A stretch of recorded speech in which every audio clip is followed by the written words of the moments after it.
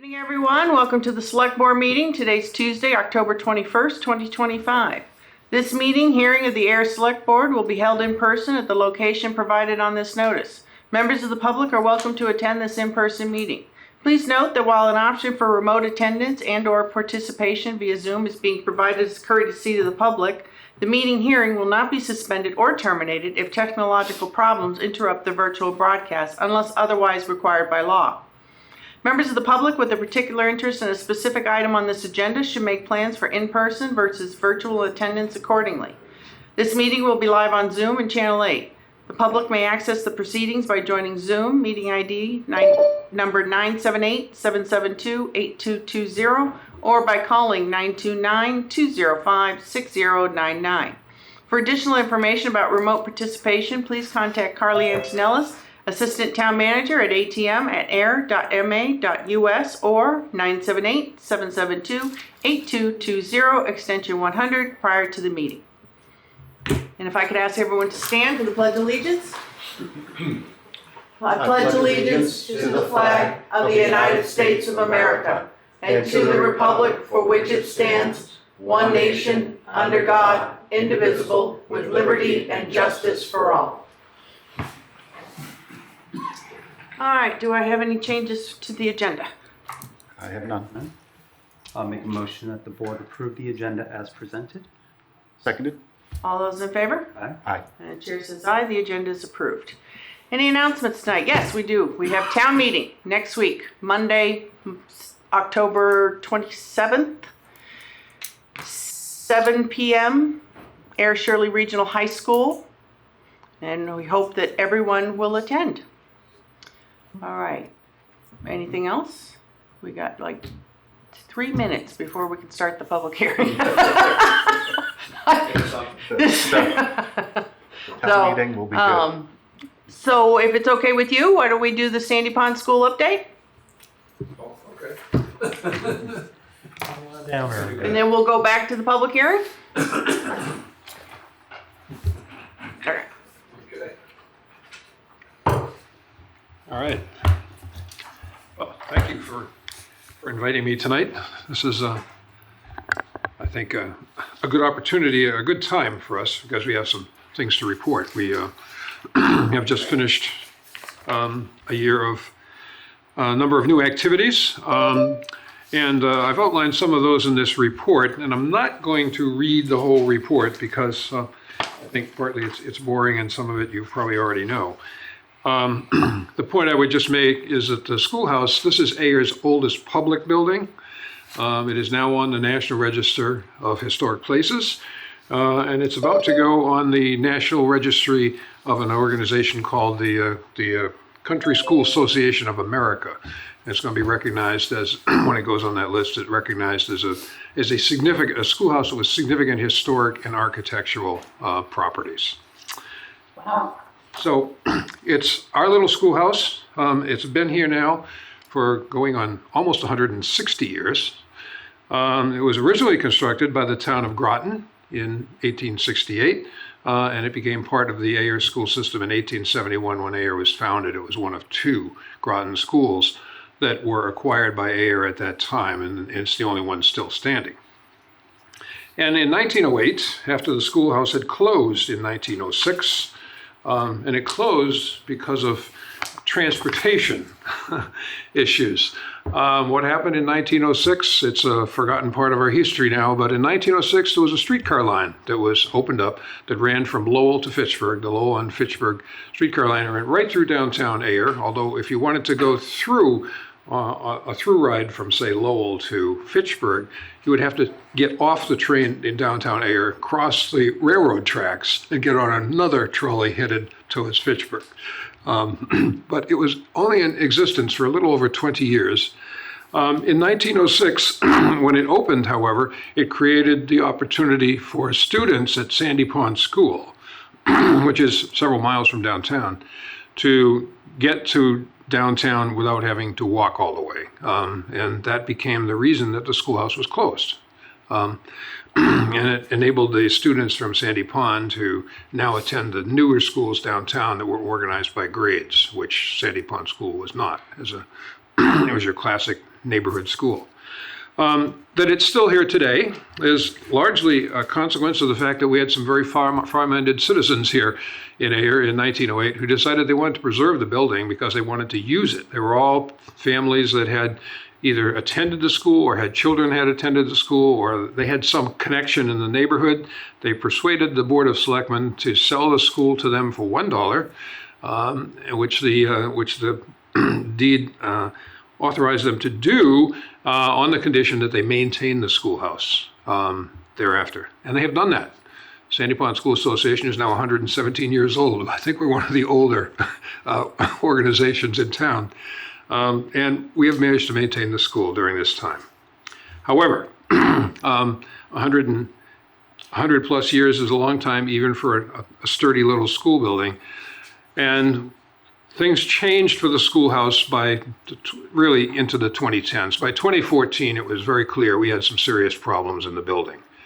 And those and our association set out basically to try to fix those things. We've done a number of things. We had this vision that we said within the next 5 years, Sandy Pond Schoolhouse will be professionally restored, structurally sound, and sustainably funded. It will be open to the public on a regular basis. It will be available to local school classes and students for historic instruction and entertainment and enrichment, and recognized as a valued historical and cultural resource. At the time we set that plan out, we thought we could finish it in 5 years. It took 10. We had some interruptions. COVID set us back for about 2 years. And then we had an unexpected discovery that we had a title issue, a technical issue on the ownership of the building. And that took a year and $10,000 and a lot of effort to resolve that. And one of the things that helped put us over the brink was the wonderful letter from the Board of Selectmen to the Land Court, which testified to the fact that in the opinion of the town, the property properly belonged to the school, and the Land Court accepted that, and the other evidence was presented, and lo and behold, the title problem went away. However, it cost us at the time a $50,000 grant that we had received from the Mass Historic Society, but we lost it. I had to give it up because of that title problem. So we proceeded with the other proceeds that we had, which have enabled us to get to where we are now.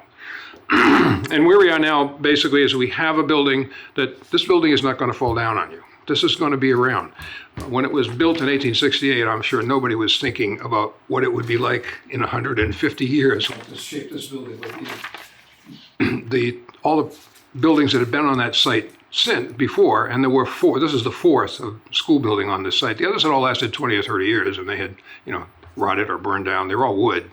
They were all smaller. And so no one, I think, was thinking 150 years. But lo and behold, because of this fortuitous change and the ownership being taken over by this group of local volunteers, the Sandy Pond School Association, who had a vested interest in maintaining it so that they could use it, the building has been preserved. And it was used, it really was a very important little structure in the community for a long time. It was a place where things happened, the Little Red Schoolhouse.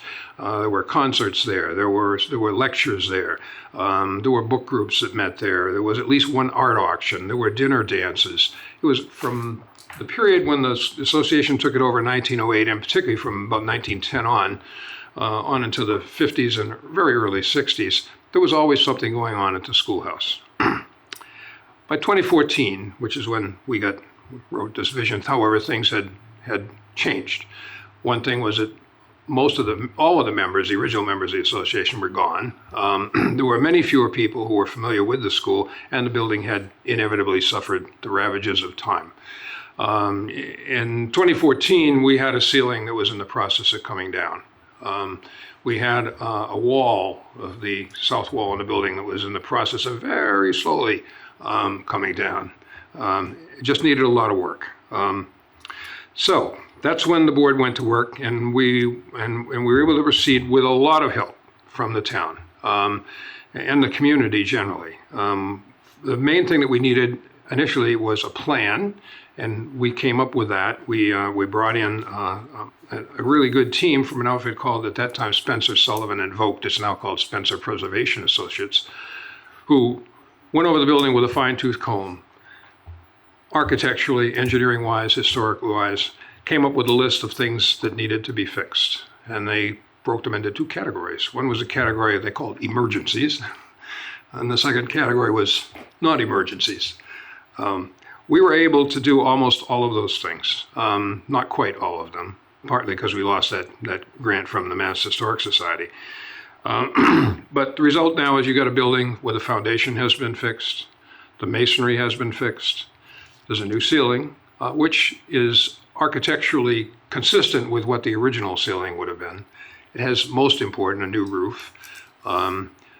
It's a wood roof because that was what the national standards called for, and that's what the building would have originally had. All of the windows, the very large, fine, multi-pane windows, were taken out hand restored by first taking all the glazing out, repairing the frames, reglazing the frames, and then painting and putting them back in the window, in the appropriate window. So the building's not going to fall down now. It could last another 150 years, which means it's an opportunity now to sort of think about what we would like the building to be in the future. We have started to do some of the goals that we set out to do. We this year had more open houses. We had 6 this year. We really want to have even more than that in the future, but that's what we're able to manage at this time.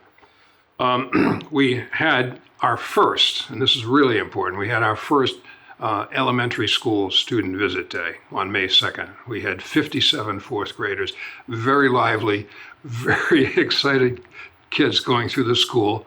And by the way, the number 1 most popular exhibit in the schoolhouse is the remnants of the outhouse. we had to break them up into groups of 4 and give each of them 3 minutes. Only to a kid, an outhouse would be a fun game. If you stop to think about it, it's probably not something they're really familiar with. So we're able to do that. And we have now had the first of several meetings of community groups. We've had a book group meeting that came in here 2 weeks ago, starting to make more use of making the building available for those kind of uses. We have a very important recent project that really adds a lot of information to the history of Schoolhouse. It's basically the stories of the 27 teachers who taught at Sandy Pond School between 1868 and 1906. It was done by an extremely energetic and competent high school senior, Vanessa Abbott, who did this project as a Girl Scout Gold project, but we've been able to turn that into 2 sets of slideshows, one that we are able to present in the schoolhouse when people come and visit it. It's a shortened version. And we've been able to take the second, longer and fuller one and convert it into a video, which now runs about 9 minutes. It's 53 slides with music, and it is wonderfully done. She did just a terrific job. She researched the lives of these 27 people, and for all but a handful of them, they got their birth dates, their birth locations, the places they had lived, and where they were buried. And she visited many of the cemeteries. Wow. And she went to the various towns where they had lived. They came from all over. A large number of them came from the immediate area, but some came from some distance away, Vermont. There's one from my hometown, Foxborough. And it's just a terrific job. And we've recently added that. It's now available on the website. We actually have 3 online videos on the website now, which give people access to the building when they can't physically be there. So we did that. We had the student visit, which was really something we'd wanted to do from the beginning. That was one of our major objectives, and one of our goals now is to turn that into an annual event. We would like to do that, and there's some challenges with that, mainly financial. But all in all, we've made a lot of progress, and I should add that this progress is only possible because of the support we receive from the community and from the town, because it cost $1,200 to build Sandy Pond Schoolhouse in 1868. The restoration work that we did on it since not 2014, cost over $300,000. Wow. And that required,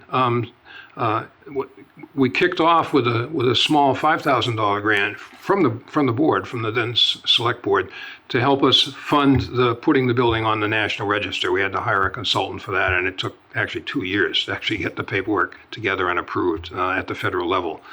But that grant got us started. We had some money to put towards that. We didn't have the whole sum. And then we got the additional monies were for what's called a conditions report, and then 2 phases of the construction work, which was interrupted because of COVID and a couple of other things. So we are where we are. We have a building now that's not going to fall down, that can be used for more purposes already than it's already being used for. I think we can, I hope, ultimately become something closer to what it was from, say, 1910 to 1950 or so, where things were going on there. It could be an important part of the community. But that raises the question of where we might go from here. And the last page of my report, that's the part I actually want to focus on, because this is what we see as the possibilities. Where might we go from here? Good question, and a challenging one. As Yogi Berra once said, it's tough to make predictions, especially about the future. And so, with Yogi's advice in mind, here's a list of not predictions, but possibilities. Possibility number 1, making the building accessible year-round. That's one of the things we didn't get accomplished, partly because of the loss of the Mass grant. In order to do that, we essentially have to put some kind of heat in the building. The building was heated originally. It was used year-round originally. The original source of heat is a wood stove, which, by the way, was a modern thing at the time compared to a fireplace, which would have been in the preceding buildings. And that stove actually is of some historic interest, and it could actually be made to work, but having a working wood stove in a historic building strikes me as an accident waiting to happen. So we're not planning to do that. We have begun to look at the options, and the most likely option appears to be putting in a mini split heat pump system. There would probably be 1 or 2 of those. The estimated cost is maybe $30,000 to $40,000. We have not gone out and gotten quotes and have not moved ahead on trying to fund that, but it seems the most likely way to go in order to be able to use the building year-round. It's surprisingly comfortable, despite the fact that it's completely uninsulated. Doesn't meet any of the modern standard, energy standards. But it actually is relatively warm, even in cold weather, and it doesn't get as hot as it might in hot weather, partly because it has great cross ventilation. So we think it's a property that, if made accessible year-round, it could be used for more activities during the cooling season. We could have holiday events there, for example, which we really can't now. Another possibility that we hope actually is on its way to become a reality is having annual elementary school visits to the schoolhouse. This is a program that we have wanted to get underway from the beginning when we started in 2014, and we had the first go at it this year. We've got good cooperation from the school district.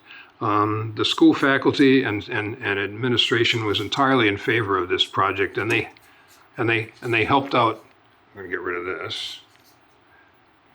And they helped us even with the transportation.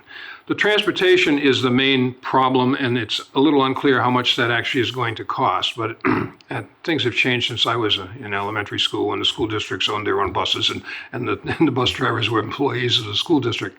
Now we have a contract with an outside service, and a field trip to the schoolhouse, even though it's a short field trip, requires the payment of the bus company's transportation fee. As we discovered this spring, those can be very steep. So what we would like to see, if we can't ultimately make that an annual program, where each third grade class would come to the school for a session, a field trip of a day, maybe a 4-hour session, where they'd have an opportunity to actually sit in the classroom, get some instruction that would be similar to what they would have experienced when it was a single-room schoolhouse, and spend time there.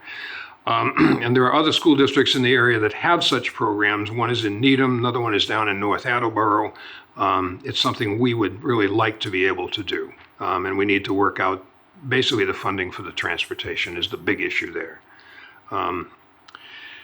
We would like generally to have the building be seen as a place that people could have community events. We want to make them aware that this building is available for those purposes. I mean, it has some limitations. I mean, number one, it's not, we can't use it in cold weather now, and it has a limited capacity. It can accommodate, I would say, 35 people comfortably. We've had 40 in there on one occasion, and that was a little crowded. I wound up having to stand up. So, so it's about a 35 seat capacity facility with a certain flexibility in the floor space, and a really interesting one where you could do a variety of things. You could have a variety of musical programs.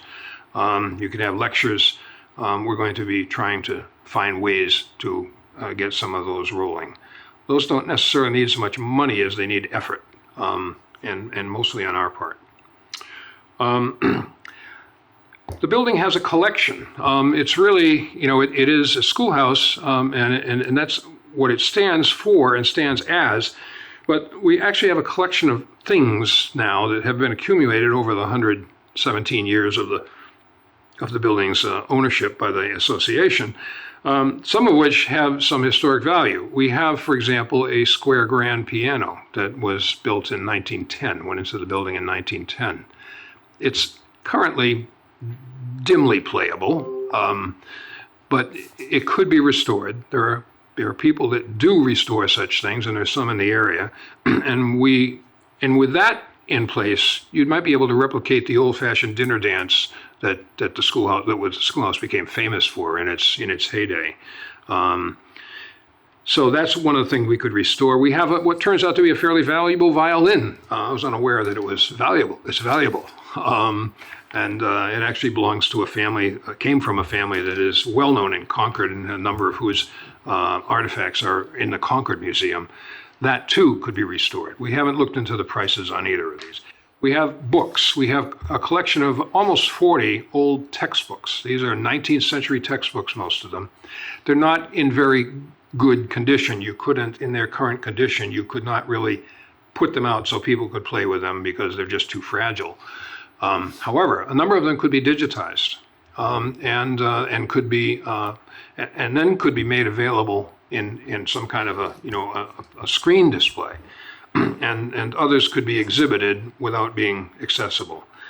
There's documents and a variety of other things, and we are beginning to look into that. There's the Northeast Document Conservation Center up in Andover is willing to look at the books for free if we take the books to them. If they have to come to us, they want to charge about $8,000 to look at them. So we're going to take them to the books to them. It would then cost, there would be money involved in any kind of preservation or restoration work, but that's another possibility. And ultimately, there could be a nice collection of materials. We've already got the better, more relevant sets of photographs already up on the walls, and they're a nice display. And finally, the most ambitious kind of longer term, I think this is a longer term project, is you've got the ingredients here. You've got a parcel of land that's not really large, it's about 1/3 of an acre. And you've got, but it's open and it's available. You've got a historic structure that is a lively place, we think going to be increasingly lively. You now have a pocket forest. And you have space that could be used. This require people who know more than I do about the legalities of it all, but I think it is possible to imagine an arrangement in which the space becomes open space, and that can be accessible to the town residents all the time. And the building would be open when the building is open. The pocket forest can be visited anytime. Other things might be put up. I don't know. Maybe there'd be a play area for children. I don't know. That's a possibility. The big expense involved would be the creation of a parking lot. Right now, that's one of the property's issues, is it doesn't really have good parking if we have a big event when people spend up on the street or down at the church down the road. That could be partly solved. The DPW has done a quick take on the property, and they have advised us that in theory one could get up to 26 parking spaces on the site. That's probably more than we would need or want, and we haven't even begun to think about the cost of how that might happen. But I think long term, that could make this piece of property more valuable to the community. It'd be usable by almost everybody. And that's sort of, you know, the take. Where we are now is we've made progress. There are more things that can be done, and we're gonna kind of try to work our way towards it. You guys have done some wonderful things to that place. You really have. And if anyone hasn't visited, it's a delightful little building, so you should go visit it. So, you Yeah, guys have any questions? yeah. No?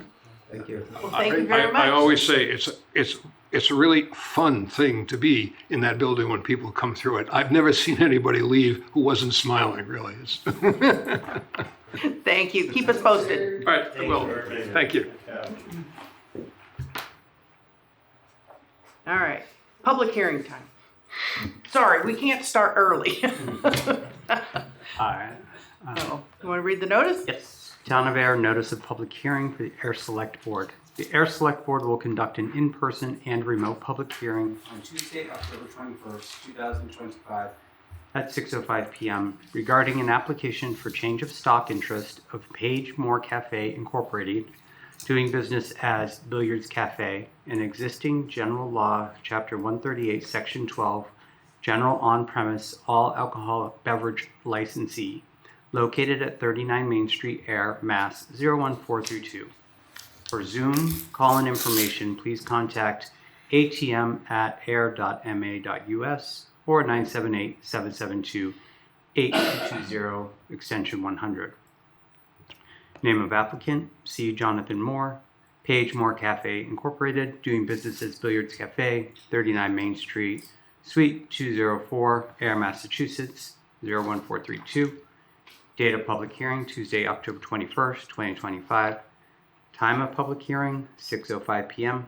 Location of public hearing, Ayer Town Hall, 1 Main Street, Ayer, Mass. 01432. And remote participation meeting held on Zoom.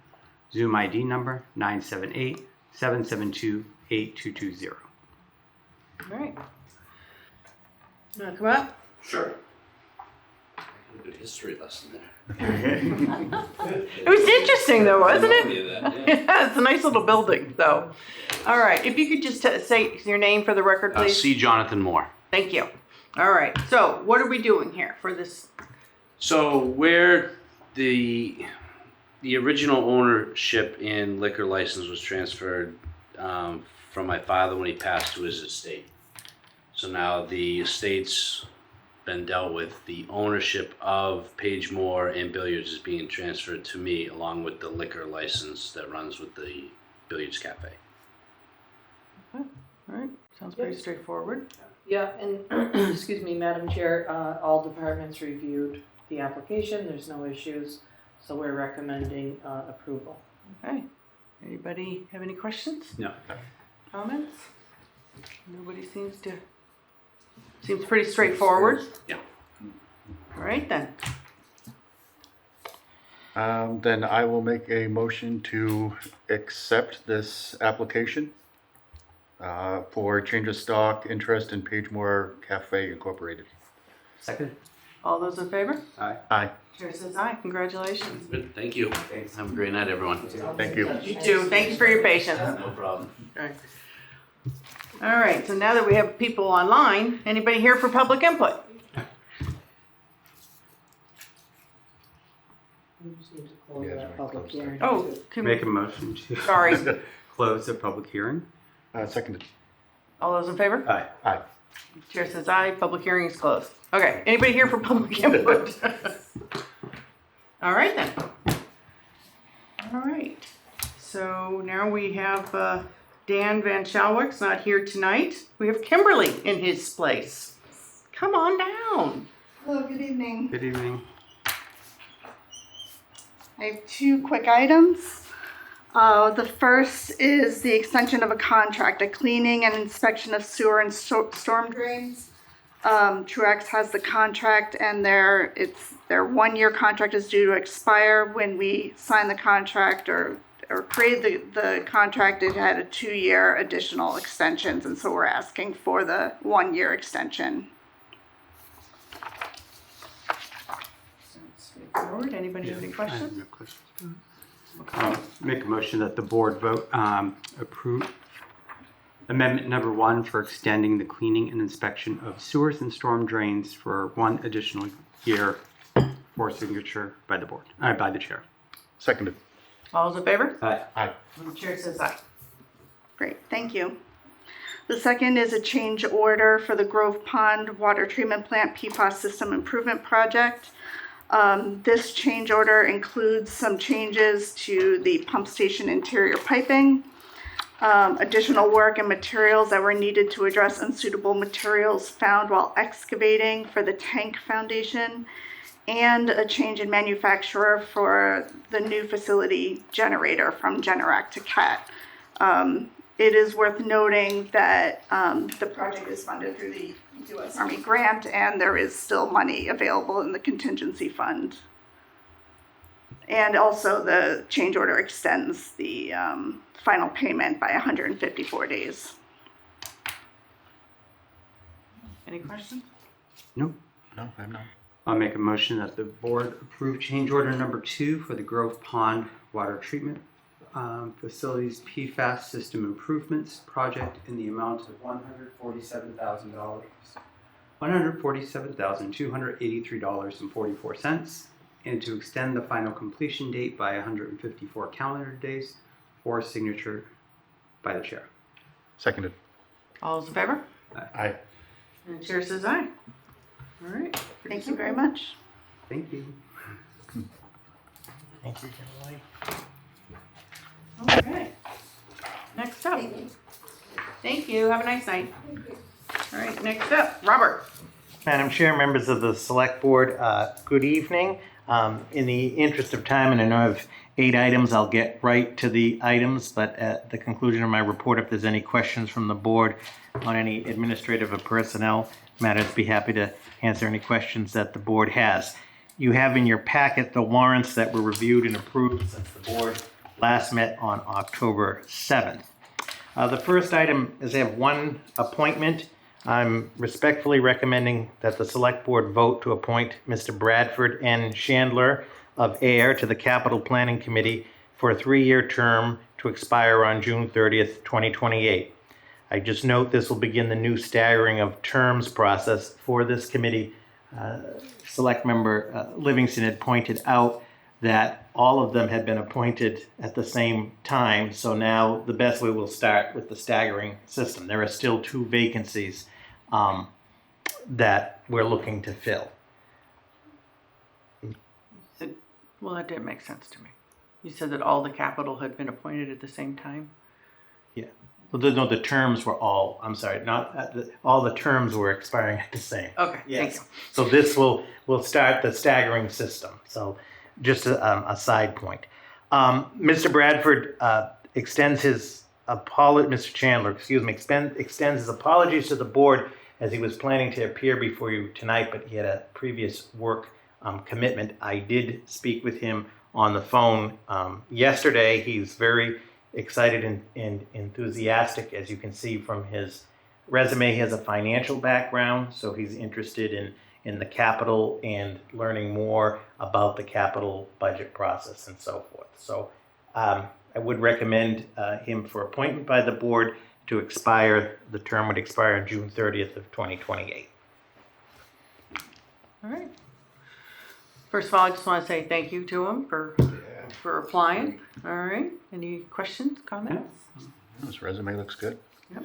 I'll make a motion to appoint Mr. Bradford N. Chandler of Ayer to the Capital Planning Committee for a 3-year term to expire on June 30th, 2028. Seconded. All those in favor? Aye. Aye. And the chair says aye. Congratulations to Mr. Chandler. Now we just have 2 more vacancies. Yes, there are 2 more. 2 more on capital planning.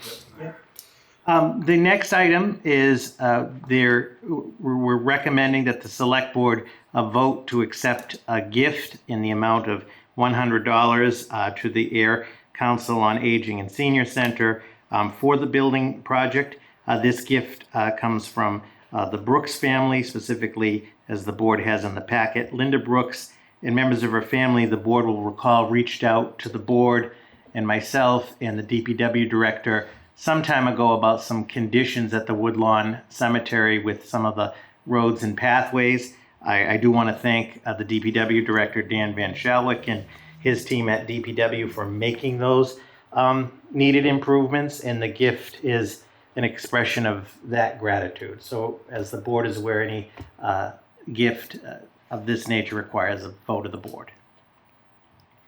Questions? No. Make a motion that the board approve the donation to the Ayer Council on Aging / Senior Center as presented. Seconded. All those in favor? Aye. Aye. And the chair says aye, and we want to thank Ms. Linda Brooks and her family for their donation. It's greatly appreciated. Yep, very much so.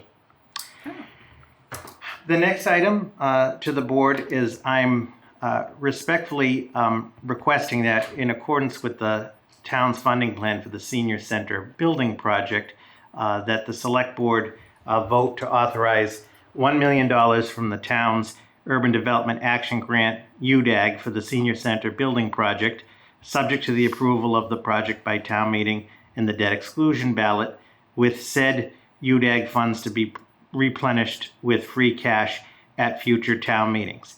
And so, as was discussed starting in January, the town's funding plan for this project, one of our goals is to minimize the impact to the taxpayer. And what was proposed, subject to town meeting, was a consideration of $2 million from capital stabilization and $1 million from UDAG, which is under the select board, which requires a vote of the select board. It's designed, the intent of both of these is designed to reduce that impact. And as you'll see on the fourth bullet in the packet, if the town would save an estimated $661,195 in interest costs over the 25-year life of the borrow, if we didn't use this million, that would be one of the cost impacts. In terms of year one of the borrow, the savings is estimated at $66,478, and that should say the principal and interest costs. I know it says interest costs, but the principal and interest costs estimated savings in year one. And by using the $1 million in UDAG funds, the estimated savings on the average residential tax bill, being $550,000, would be $16.50. So if we had to borrow the $1 million, the impact would be the $16.50. So that is sort of the return on the investment. There's currently a balance of just over 3.1 million in the UDAG.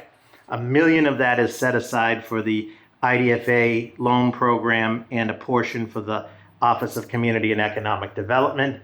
Therefore, there's a balance of just over 2.1 million that's available. And then the fifth bullet, as far as the replenishment, as the board knows, all of the UDAG commitments are subject to replenishment through the town's free cash. And I want to thank the finance manager for her work on this. A couple of scenarios, I would say that the most conservative scenario would be $100,000 at each annual town meeting from free cash. It would take 10 years to replenish it. We did put together a second scenario, which accelerates that, about $250,000 each year. It would be paid off in 4 years. And it could be any combination depending on the free cash. And then I put in the packet the history of the town's free cash. Last year was, over the last 10 years, last year's was the highest at 3.2 million. And you can see the 10-year free cash average is just over 1.7 million. We are waiting from the Department of Revenue to certify. And once we know what the number is for FY26, we will inform the board or the FinCom. So I appreciate the board's consideration on this recommendation. Okay. Hold on, Pauline. Anybody, do any of you have any questions before I go to Pauline? No. Okay, Pauline? Thank you, Madam Chair. Just a couple of thoughts. We do not know yet what the actual free cash will be for this current fiscal year. So I appreciate that we can't apply it to the senior center. But I guess I'm a little stymied by some of the things, and Mr. Pompey, I'm sorry, just what you just said. And I can't articulate what I'm thinking because I just heard what you said and now I'm trying to process it. But I think we need to be more open with the taxpayers. This is all taxpayer money, and we're being told that it's not gonna impact our taxes, which of course it will. So maybe I'm sorry I'm not as eloquent as I usually am, but maybe I'll just sing you something. But I want you to all think about this before the 27th, because we really need to look at this carefully. And UDAG is a replenishment, and that's just tax money that from the future that is being used to replenish UDAG, and I don't think the regular voters understand that. So I'll just stop, because I think that's enough, right? I'm so sorry. So I think I understand what you're trying to say, and I think we've also have been upfront as far as, you know, making sure that everyone knows that as far as the senior center, what that impact is to their wallet, also what got voted on at like Springtown meeting and how that affects their wallet. So everything affects the wallet. So but I think we have been. Unfortunately, there probably are some people that don't understand that. We're an open town meeting. We're one of the few and still left in democracy. And I don't think people understand that that means that they can show up and vote, speak. We're not a representative. And I think it's pretty well known as far as the UDAG that we do replenish it because we have done it over the years. And I think that the plan that we have right now, we can do a 10-year replenishment, but we can also, when we have a good year, do it a little bit higher. And I think also at Fall Town Meeting, everything will come out because everybody will get to ask a question and they're going to be able to decide for themselves. So I do think we are being upfront. Yes. Just one more comment. I'm not suggesting the Board of Selectmen is not being upfront, but the comments I'm hearing from people I know in town and residents, there are other elected officials telling other appointed officials they need to vote for things. And that's wrong. Everybody should be able to make their own decisions. And I'm not so certain that even business community understands the impact to their tax rate, because that has not been presented. I've asked it, I don't know, a couple of meetings ago. I understand the residential tax impact, but that's a one-year impact. What changes in the following year is the value of the property and the tax rate. So to say that somebody's average, let me rephrase that. To say that the average impact on anybody's tax rate is $143 is disingenuous. Somebody might be $225. I might be $189. I don't even know how to calculate what the impact is to me, and that has not been presented, and I think that's unfair to the residential and commercial taxpayers. Well, as you know, we have, including years ago, we've always said there's an average, and that's the best way we can present things. What I am going to say is this, is to anybody that's listening, is that show up at open town meeting. You have a constitutional right to vote for who you want, vote for how you want, and don't let anyone tell you what you have to do. Okay, so that is up on the individual who shows up at town meeting and votes however way they want to after they've heard the information. The important thing is to show up and hear the information. And then they go into a ballot. They go into a ballot, where no one is standing next to them unless they requested somebody to stand next to them, and they get to vote for how they want. So there's no one can tell you you have to vote in a certain way. But just to kind of go a little bit further, that's sometimes just how people say things, but it doesn't mean that they have to do it. As far as the businesses, unfortunately, the businesses don't get to vote unless they're here in town, and that's the way it is all the time. But I feel very confident that the information that needs to get put out is out there, is continuing to be put out, will be put out at fall town meeting, and that people will get to ask their questions. And I want to remind everybody, you have the right to ask a question. Okay, so I want everyone to feel comfortable with the fact that you can come into town meeting, raise your hand, ask your question. Will there maybe be an well, hold on. Will there maybe be an argument? Yes, sometimes there is. And you know what? Embrace it, because that's how things work. And that's how sometimes a better question, the question gets answered better, because there's always somebody who's going to be missing an answer when they answer a question. So that helps with the conversation. And I really, really encourage everyone to show up for town meeting and vote. Vote for how you feel, but vote. And show up at the ballot on November 4th and vote. Do not let these opportunities pass you by. So I encourage that, and I encourage everyone to continue to get the information out and to find the information and to ask their questions, because that's how this works. And when you really embrace it, it's a wonderful thing. So I think we're in very good shape.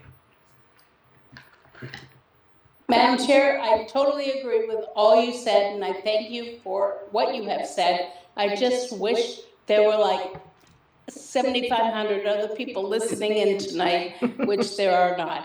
But I thank you for your position, and I hope the same. Thank you. Anything else? No. No, Okay. I agree with everything you've said. We've had multiple public meetings with the COA.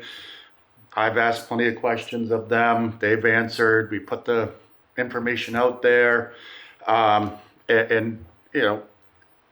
had a public forum last week that I heard, 15 people showed up. So the information is trying to be put out there. At this point, people have to be willing to listen, and as Madam Chair spoke very well, they have to now show up and put in the work. Being a citizen of a democracy is work, and you do have to give up your time and some effort to participate. So that's all I'm going to say. You? No. All right. With Back that, to the original question about the UDAG. I think we have a good replenishment. I hope to, whenever possible, we try to put a little bit more, because it annoys me. A 10-year replenishment, I find annoying. So, but The good thing is we don't have to commit to. that's right. That's right. So, if we're in good shape, we'll put a little bit more. Otherwise, we know that at least $100,000 will get repaid. It's always subject to town meeting. Town meeting can always say no that year. But yeah. All right. are we ready? I think so. Okay, then I'd like to make a motion that the select board authorize $1 million from the town's Urban Development Action Grant for the Senior Center Building Project, subject to the approval of the project by town meeting and the debt exclusion ballot, with said UDAG funds to be replenished with free cash at future town meetings. A second. All those in favor? Aye. Aye. And the chair says aye. All right. Thank you. Okay. That's one piece of the battle. That might have been the easy part of the battle. So, all right. Back to you, Robert. All right, Madam Chair, number 5. So just briefly on the fall special town meeting update. The warrant was officially posted last Friday, October 10th, after the board had approved it at your meeting prior to that. It's been posted to all of the physical locations in town, as well as the town's website. It has been sent to print, and I know that the printed copies came today, so that means it's in the mail, and it should be landing, probably it should be landing tomorrow to all of the households in advance of town meeting. We're also started, as we do every year, the articles of the day, which we'll be featuring. In this case, it's 10 articles, so 2 a day, which provides some additional information to voters. We have all of the signs up through the town clerk's office for both the town meeting and the special election. So I think you said it best, Madam Chair. The most important thing is for people to come and to participate. The only other thing I just want to add on for the town meeting, and it comes up to some of the points that were made previously, with respect to Article 10, which is the senior center project. In the plan for that evening is there'll be a very detailed presentation. I spoke with the moderator about this. It will follow a similar format that the board is probably aware of. I know Selectman Tavares is that we did for Capital and FinCom. The first part will be about the project and the process of that project. That'll be done by the chair of the building committee and in the building committee, that piece. And then the second part of the presentation will be the town's proposed funding plan, the financial analysis, the tax impact, which will be the finance manager and myself. And I do want to stress that we will go through the UDAG piece for town meeting. We'll go through the capital stabilization piece, the borrow piece. So our goal is, it's an efficient presentation, but I believe it's designed to provide a strong framework for all of for an informed decision from the voters. So again, I want to stress, if there are any questions about the project, there is a specific website about the project aspects. We have all of the information on the town's website from the Finance Committee, which met on September 10th, in which there was almost a 2-hour presentation in which we specifically spelled out not only how the average impact was calculated, but also the total impact to the residents with their upcoming bill. We'll go through that in a briefer version at town meeting. We will also, per the board and talking with Barbara, have the impact, an estimated business impact, as that question has come up. So in the meantime, just a call out to anybody that's listening and voters, if you have any questions or need any information, please let my office know specifically about the funding pieces, and the director of the senior center specifically about the building, or you can contact my office if there's questions on the building. So I think we're in good shape for Monday the 27th. Just in the interest of time, number 6, just briefly, the FY27 budget update. We have just started that process, as the board is aware. I appreciate the board approving the budget calendar, which is on the website, which has been sent to the FinCom, that has all of the major dates. I just wanted to highlight a couple of the key dates, which are in the packet, that all of the capital requests are due to capital planning by October 31st is the deadline. After we receive all of them, Selectman Tavares and the committee will be looking to schedule the first meeting in November to start that process. The budget directive will be issued on December 1st, and with all initial budgets due by December 29th. And I will be coming back to the board to talk about sort of some thoughts and plans we have on that directive as far as preparing budgets.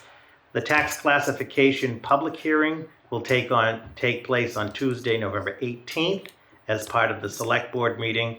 The assessor and the Board of Assessors will be here. And also that evening, the public hearing for the transfer station rates will take place on November 18th as part of the select board meeting. So a big night on the 18th. We are, I don't want to get into all of the details just yet as we're in the beginning of the process, but speaking and looking at the FY27 omnibus budget, there are some initial trends of concern that we're starting to monitor. Many of them are not unique to Ayer, and I think everybody is experiencing. One of the areas is concern as to what the health insurance increase is going to be for FY27. We do not have a confirmed number yet, but not just Ayer, but many are hearing potentially a 20% increase on July 1 of 2026. But we need to A, get all of the information, B, our health insurance account. We do have some reserves to look at that.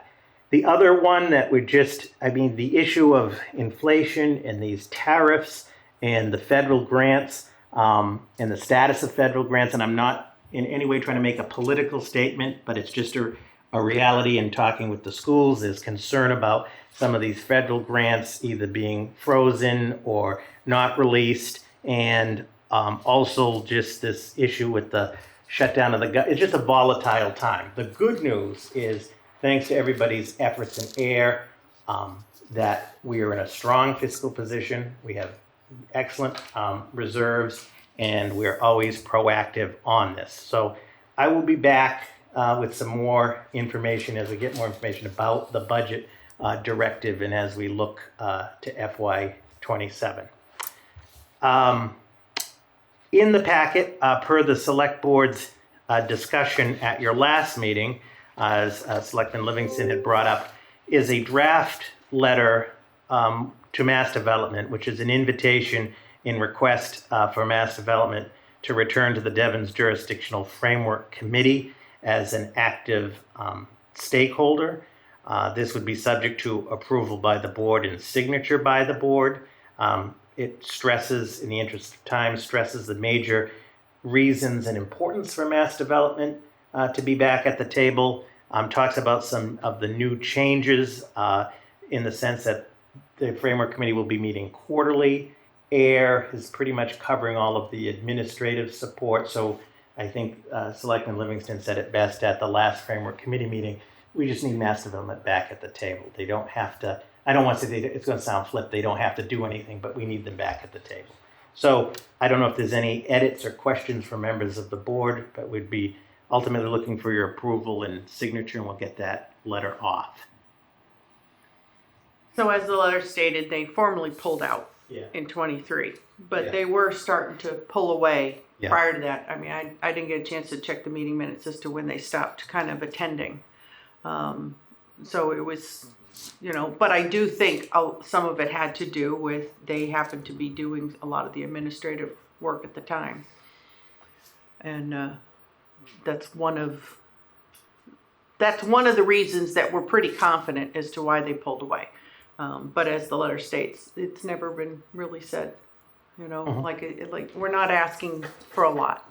If they can only show up at 15 minutes for a meeting, we'll take the 15 minutes.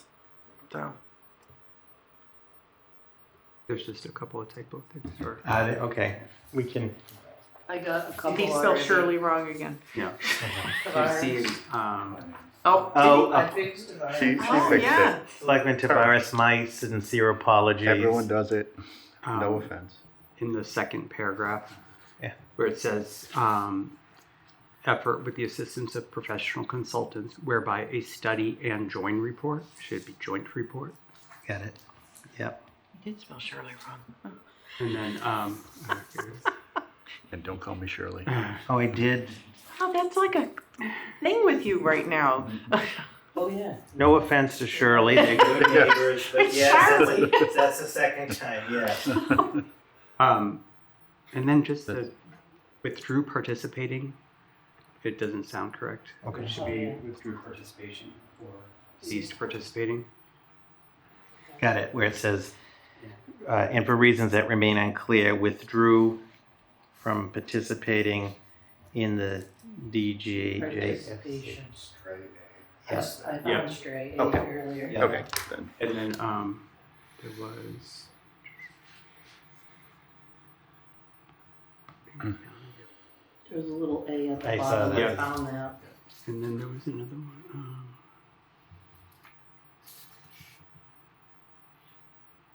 I feel bad. He had me look this over. I looked it over for content, not for, Yeah, not for any admin stuff. I'm like, wow, I feel bad. many eyes.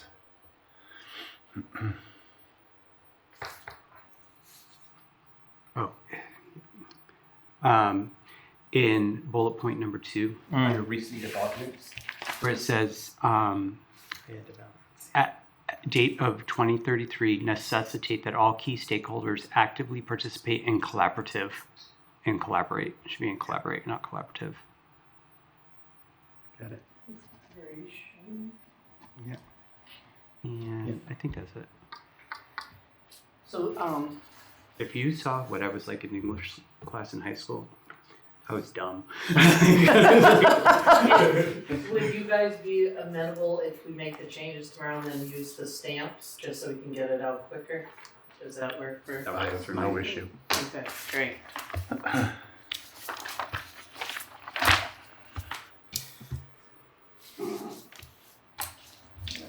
Do we need to do another vote on the, because we already voted. Yeah, no, if the board's Okay. fine, we'll make Okay. those edits. Apologies on the name. In my whole life. Similar It with is. Pond but yeah. Oh, yeah, I'm sure you get the same. And then the last item, Madam Chair, as the board is aware, the special election for the debt exclusion ballot for the senior center project will take place on Tuesday, November 4th, 2025, with polls open from 12 p.m. noon to 8 p.m. at Town Hall. And in accordance with the Secretary of State's guidance, there should be no public meetings in a polling place during the election. This would normally be your first meeting for November. Your second meeting is November 18th. So obviously the board will not be able to meet on November 4th. So the question is, how would the board like to proceed? Is there time available on Wednesday the 5th? Is the room available?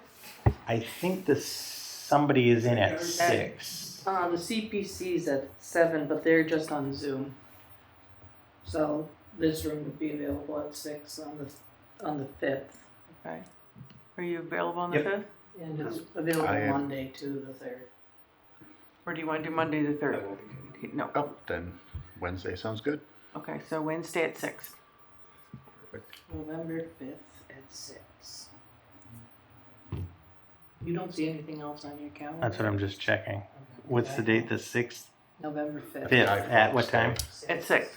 No, I think we're good. Sorry. Yeah. Was it Guy Fawkes Day? Does anyone celebrate? Yeah.